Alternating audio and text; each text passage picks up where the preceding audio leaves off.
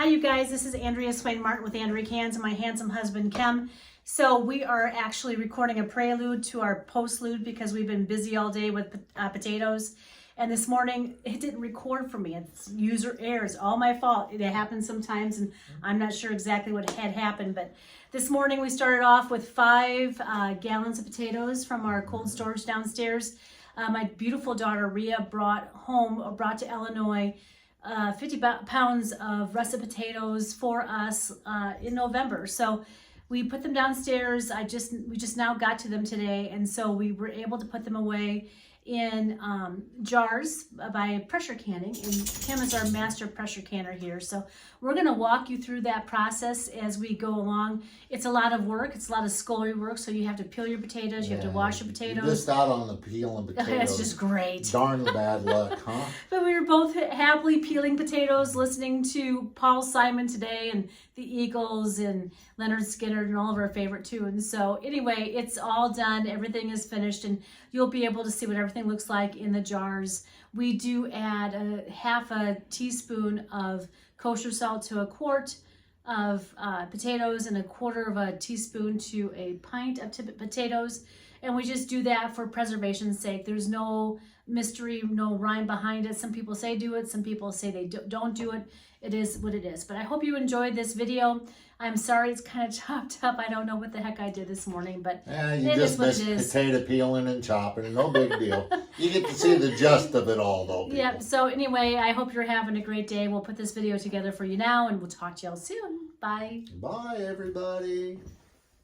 Hi, you guys. This is Andrea again, and so Kem is getting ready over here. I'm going to try to be a better camera person for him.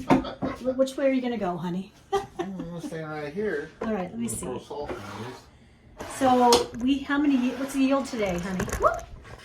Well, 1, 2, 3, 4, 5, 6, 7, 8, 12 quarts, 1 pint. That's not bad. All right, I'm going to put a splash of kosher salt. I'm going to put a half in the quarts and 1/4 in the pint. Half a teaspoon in the quarts and 1/4 of a teaspoon in the pints. This is kosher salt. We love cooking with kosher salt. It's one of our faves. And some people will say, don't do this, and some people will say, do this, and some people will say it doesn't make any difference. But I feel better for preservation's sake that we add just 1/4 of a teaspoon of salt, and it seems to work really well for us. Our potatoes don't stay on the shelf very long just because we love them so much when we have like a roast, or, you know, we can put them in stews, those kinds of things too. They work really well.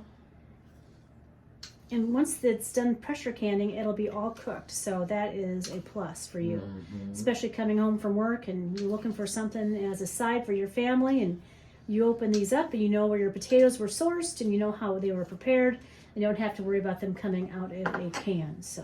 And then 1/4 for the pint. 1/4 for the pint.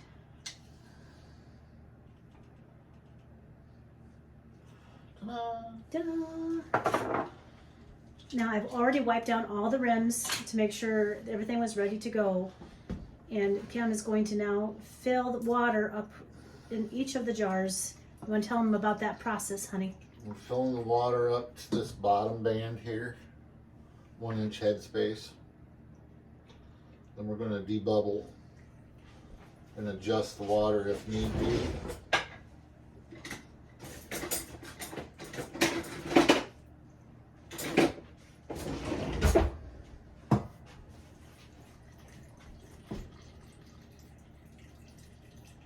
Again, this is all cold. We're going right to the canner with cold water.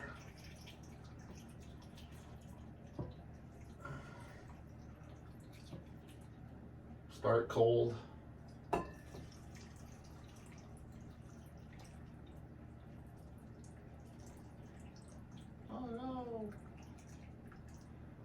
bet you there's water that comes out of that spigot over there.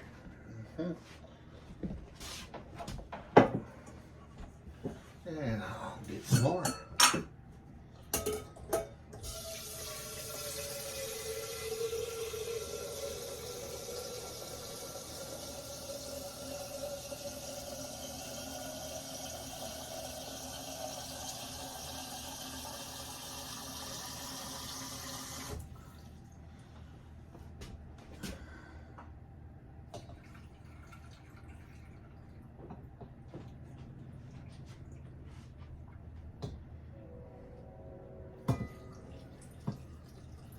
Imagine that, there's a train coming through town. There always is a train coming through this town.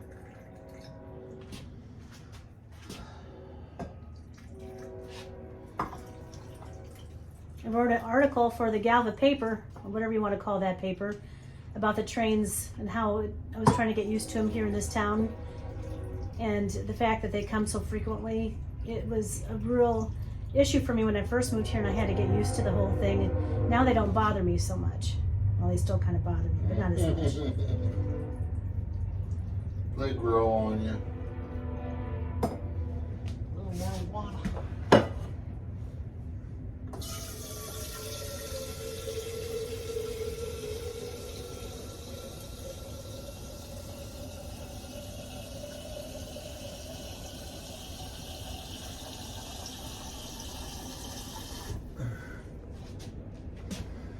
I think I scorched the bottom of my tea kettle, Mr. Martin. Ruh-roh. I'll have to take a look at that, see if it's still sound. I'm sure it's still sound. It's holding water, so. That's how I knew. My grandmother gave me her kettle when I was a much younger woman, and I wore that puppy out. That one had rust spots on the bottom of it and the whole 9 yards. It was a Revere Ware kettle from the late 40s, right after the war. All right, here's your debubbler, sweetheart. There you go. Now Kim's gonna go and debubble each one of these jars to pull the bubbles out of them.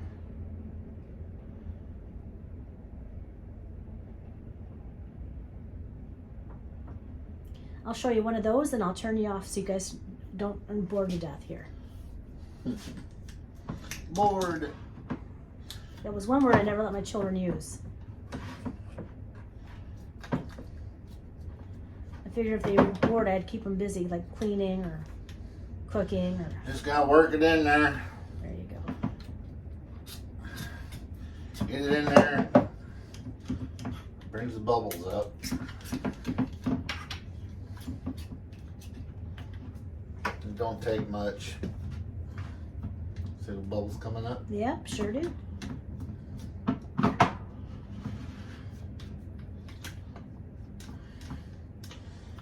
You want to get the air out of your cans because you're trying to make it not explode in your pot. So you want the air to be out of it. You just want liquid in it so it doesn't overheat. The air will force its way out. You're trying to create a vacuum. You're not trying to create an internal explosion of your canner. But that's the process, and then I'll put the lids on and we'll get them in the canner and going here. All right, we'll show you all that in just a few minutes. Bye. Hi everyone. We've got all the lids finger tight on these quarts. It's going to be a 2 pressure canner because they are quarts, so I can't double stack in this one. So I have to use the 2 units together. You want to check your seal. Make sure your seal's in good shape. Your relief plug, your interlock is working, and that you are clear. You can see light through there. Then you take and you line up your arrows on your pot.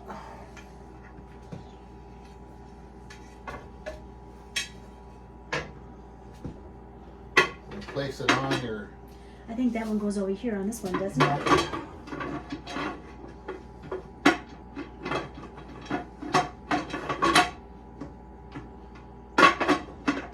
Get it in the right spot. There we go. Twist it into place. And that one's ready to go. This one has a gauge on it.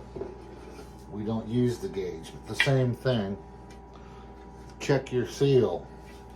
Check your pressure release. Make sure your lock is working and that your vent pipe is clear and you see light through it. Then you lock that one in place.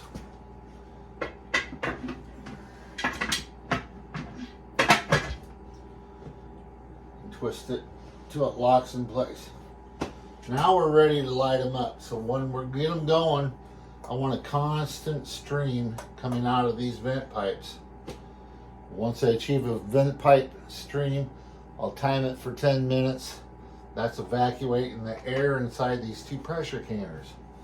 Once that happens, then I'm going to put these little jiggly weights on there. They go right on the top.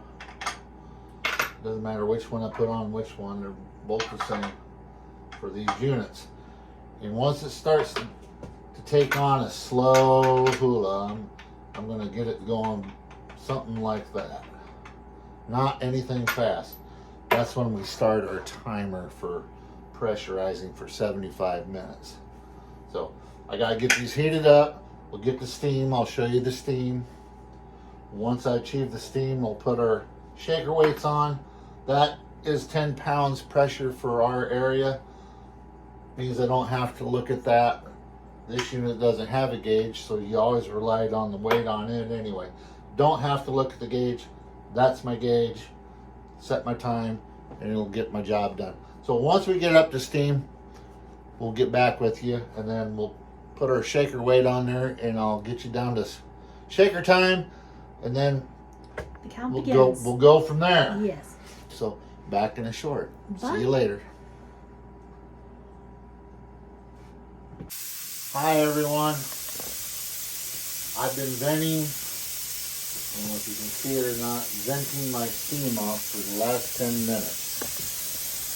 You can probably hear it. So now it's time to put on our shaker weight. I'm going to slip one on there. I'm going to get this one started. The other one is just a little bit, it's got a smaller burner, it'll be a little bit yet, but I'll be timing them out in 2 steps, but I'm getting them all done in one time. So, Thank heavens. so once this gets rocking and rolling, you'll see the little lock button has already popped up, so you can't open the canner while it's boiling too hard. Once that gets to shaking, I'm going to adjust my temperature and get it to that. Like I said before, we're going to put, it's just going to be just a slight shake. It's going to take off here. It's going to go really quick. I'm going to down my heat. Once that starts to go on, I'm going to turn my heat down a little bit so I can adjust it to where it's just a little hula. Nobody wants to see an old man do that, but hey, it's funny sometimes. Hey, hula, hula. And then we're going to let it go for 75 minutes. And then I'll start all over once this one gets rocking and rolling. So I'll be so glad to have these on the shelf, honey. well, you know, it's nice to have fresh potatoes, but when they get to that certain point, I did save some of the smaller ones which have already went to becoming seed potatoes, which is fine. I got a place to put them. Our red potatoes I brought up, we did not put those in a jar. They're still firm enough where probably she said something about maybe a nice roast with some potatoes and stuff in it. So they was faring better than the russet potatoes. The russets were starting to think that they're already thinking about springtime. So Yeah, they were. you know, they're starting to think about growing some more potatoes. So once this gets to shaking here, we're going to get this all ready to go. Don't be scared of your pressure canner. I was scared to death. I never pressure canned. Andrea had never done any canning either. I had family that had canned and stuff, but you know, I never was allowed to do this part of it. I got to help snap green beans. I got to help pick the vegetables and stuff like that, but I never did the canning process. So I've been learning. Once you learn how to do this, yeah, you're going to be nervous about it, but it's pretty simple. Once this does its 75 minutes, we're going to shut the heat off and we ain't touching it. But when it all settled down, it'll drop down. The gauge will drop down. The lock will drop down. Once all that takes place, then I'll take that shaker weight off of there. And then I'm going to let it set for another 5 minutes. Then I'm going to pop it open and I'm going to adjust the lid. And that's going to release whatever last little bit of steam in there and out for another probably 5 minutes. Then I'll remove that lid and then we'll see our product. So it's all in the long run, once you get it all set and done, it probably is an hour and a half job or more. But the rewards outweigh the time, especially if you have 2 canners. Guess I wish that one had a bigger burner under it like this one, but once it comes to heat, it'll do the same exact process as this one. It'll do its thing. So we're getting there. That weight should be getting ready to kick into gear here pretty quick. We're about 8 pounds on that gauge. There again, that gauge means nothing. This is the gauge. These are called weighted gauges, and they come as 15 pounders. Without any rings on it, that one is 5 pounds. You place a ring on it, there's another 5. That becomes 10. The other ring I have up here, we don't need them, but I keep them. Lost this one, well then I got another one. There's another 5. You snap that on there. That's a 15-pound weight. That's a 15-pound weight for the Prestos. These are both for the Prestos. I don't need the 15-pound weight. I need 10 pounds. So we went to the canning section at my local store, found the regulator weight that I needed, adjustable. Now I have a 10-pound weight. This one, when we got it, already had the adjustable weight. So I only have one extra 15-pound weight, but there, look. That's 11 pounds. It's starting to shake. That's what I want it to run at. Just a light, steady, just like that. Now it's going to start taking off here because it's building up pressure. That's releasing a little bit of steam each time. So now that that's going, I'm going to turn my heat down a little bit. I want just that little bitty hula shake.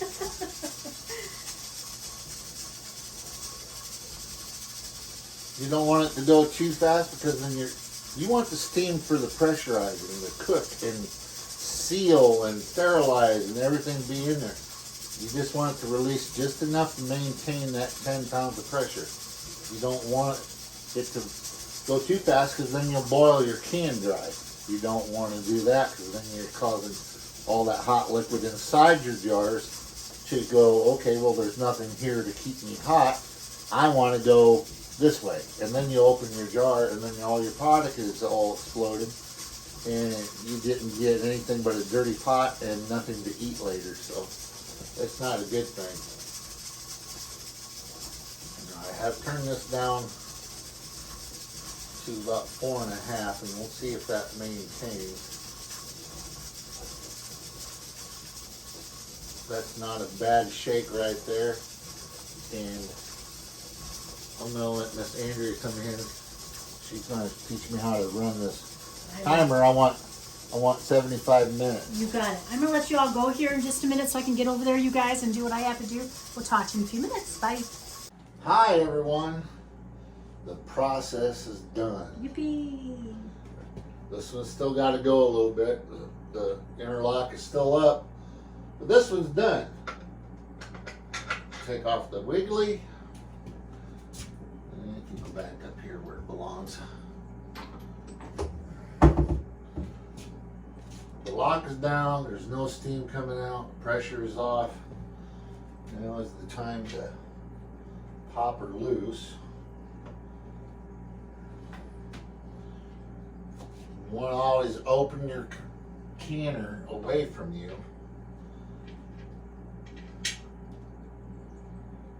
because there's hot steam inside there.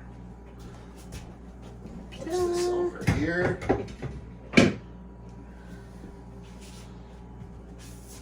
And then you can take your little handy dandy jar grabber, which I can use this because I'm a little bit taller than Miss Andrea.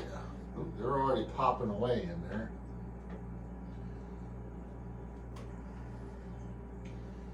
And you're going to see that they're still boiling.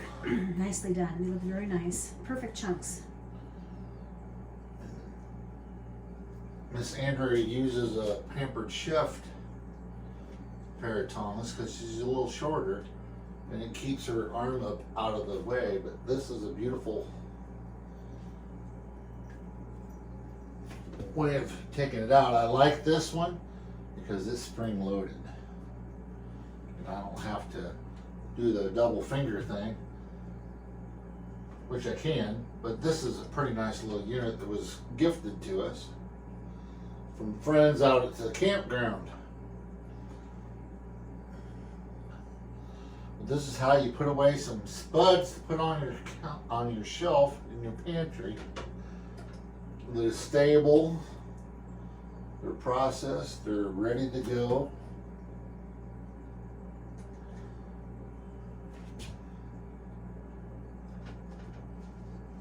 And I didn't lose any jars. I always get a kick out of the fact that you see them bubbling when they come out, even though it's been off for quite some time, but there's still the pressure, the heat is still there, and they're finishing up doing what they do. And one little pint, and he's really rocking. He sure is. I have 5 more in the other canner. As soon as it's done, I'll be doing the same thing. I will remove them, place them over here. Come morning after these are all set, Miss Andrea will clean them up. She will date them and they will go on our shelf. This is Andrea Swain Martin with Andrea Cans. I hope you're doing really great today. We've been so busy with prepping and getting everything ready for putting away potatoes today. It's been a really good day, but I feel kind of accomplished. I don't know about you, do you? Well, I feel accomplished. It's better once they are downstairs in the bin and they start to say, hey, springtime's coming and starting to sprout. You either let them sprout and use them for seed potatoes, or before they get too far away, you want to can them, because otherwise you won't be eating any more potatoes. So I saved some for putting in the garden in the springtime. Some little white russets. We have some reds left. Do we? And I still have some out in the garden that I did not get to because I had a heck of a fall. I hurt myself really good. So I'll be harvesting those after they decide to make more potatoes again. So otherwise I'll have plenty of potatoes for a while. But this is the canning process for doing potatoes. I enjoy them. It's quick. You take them out of the jar, dice them up, throw them in a skillet, throw them in with some onion, fry them up, good old American fries, and you can mash them too. You can mash them. Well, it's a potato, but I like them fried with an onion and a couple eggs and some toast, or with a roast. Or a ham. All right. You make me You get the point, people. So it's a good way to preserve. Instead of letting them go bad, we took them to the next step, and now they're going on our shelves, which they will last a lot longer this way. Well, thank you for liking and subscribing to our channel. We will talk to you all tomorrow. Tomorrow is Onion Jam Day. I didn't get to it the other day because I was working, but Onion Jam Day tomorrow, so we'll talk to y'all soon. Alrighty, guys. Bye. See you later. Bye-bye.